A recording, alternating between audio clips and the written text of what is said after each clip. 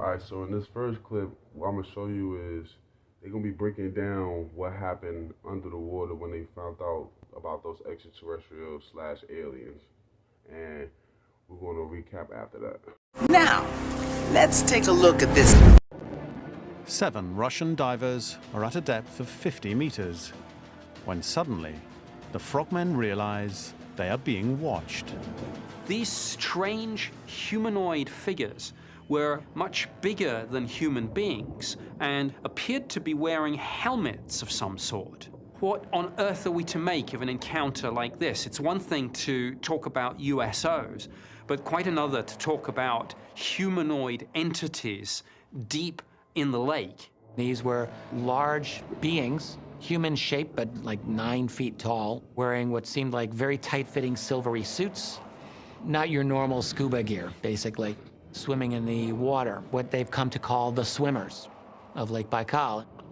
What were these creatures? Why did they not seem to use what we would be using to sustain life? There were no oxygen tanks. So there are lots of interesting facets to this. You have creatures that are underwater and surviving with technology that we don't comprehend. The Russian divers then make a fateful decision. They try to capture one.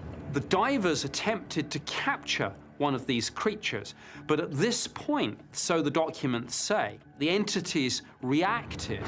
A powerful, unknown force suddenly propels the entire group of divers up from the deep water to the surface. They did a rapid rise to the surface of the water. Well, when you do that too fast, you suffer from decompression and you get the bends, and it's deadly. There were 7 of these divers, and 3 of them died. And 4 were very severely injured as a result of this. Why did these creatures react the way that they did? I have to think that when we began to act aggressively, when the divers wanted to capture one of these creatures and throw a net over it, that perhaps they were reacting in a defensive way when they expelled the divers to the surface. If we can believe what we've read in the reports, these are extraterrestrial beings, something otherworldly. Okay, so when you saw in that clip is that he basically said that they tried to get one of them to try to test their equipment, I guess you would call it. That's considered kidnapping, if anything. So that's like, so if I tried to go to your neighborhood and take one of your people, even though you killed a portion of my people, in America's eyes, that's considered war. You know what I'm saying? Like, we might not see that, but by them trying to take one of them and them being retaliating, like she said, they came aggressive, that's war.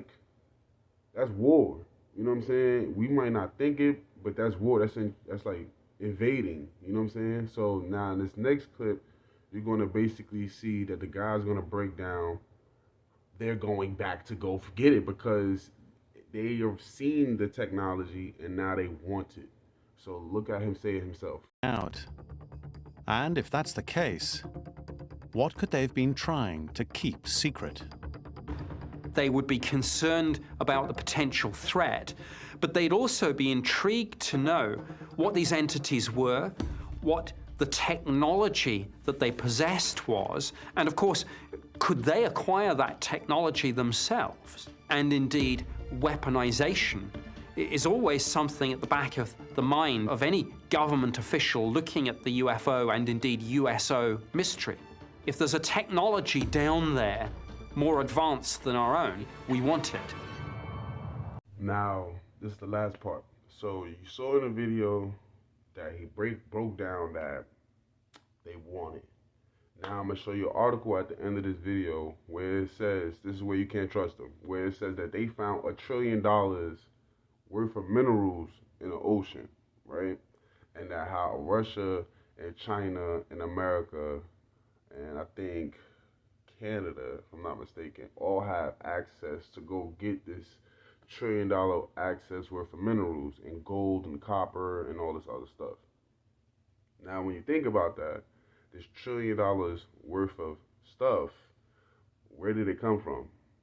And the thing is, it came from this. It came from them going underwater, discovering these aliens, and basically, like, I don't want to call it genocide, but in a sense, it's like They're taking things that don't belong to them.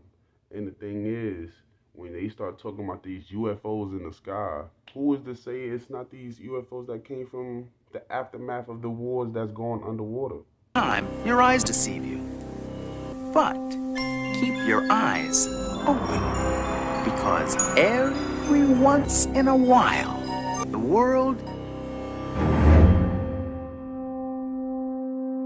just might play a trick on you. I'll see you next time.